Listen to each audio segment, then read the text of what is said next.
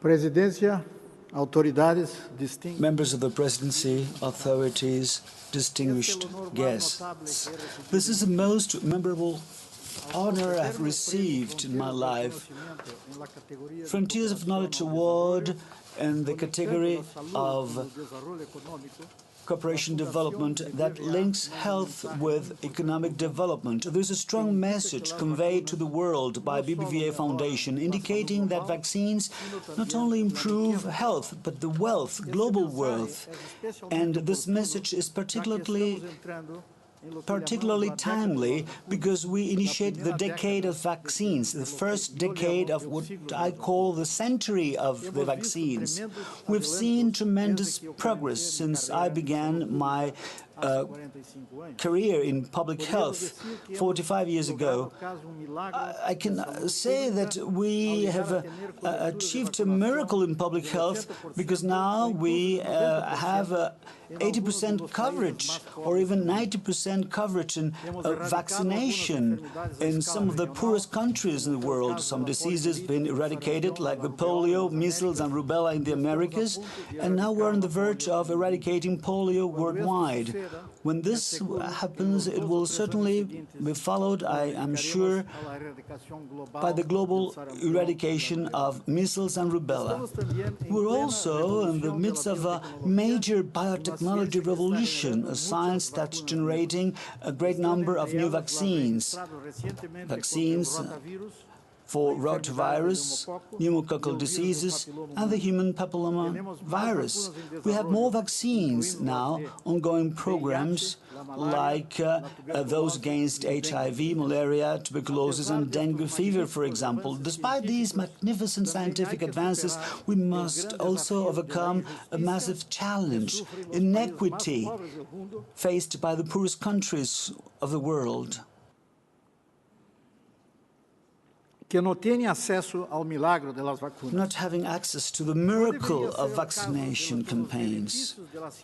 It shouldn't be the case that benefits from science and technology are available only to the most privileged people from the planet. To maintain this momentum, to fulfill our mandate to deliver affordable, sustainable immunization programs to all people, I believe we must act together on 5 points. First of all, industrialized world needs to increase its support to immunization programs in developing countries, either directly or throughout international mechanisms already existing. On the other hand, we need to enhance the capacity of producing vaccines in emerging countries.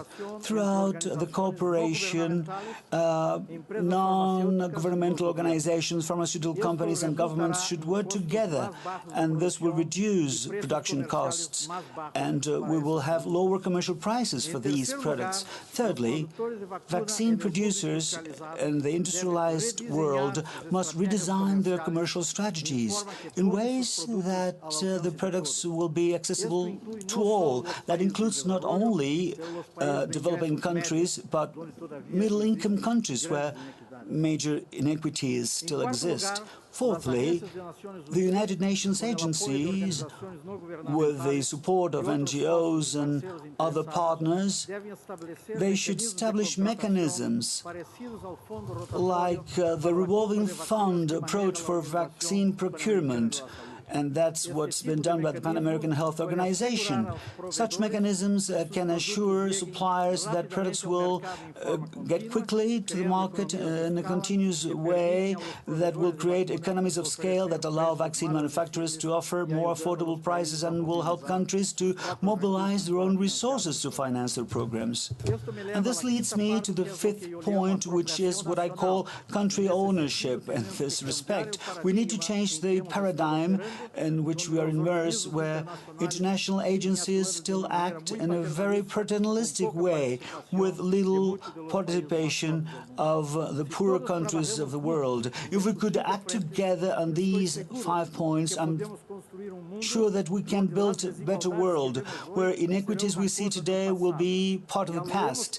We have achieved this already, eradicating smallpox. We can do it. It's feasible to do it for many diseases. that we could prevent through vaccination campaigns. Once again, I'd like to thank BBVA Foundation for this great honor you've bestowed on me today. I want to thank my family here with me today for the love, for the support, and I dedicate this award to health workers around the world who are working every day to make our planet Earth a healthier place for us to live in. Thank you.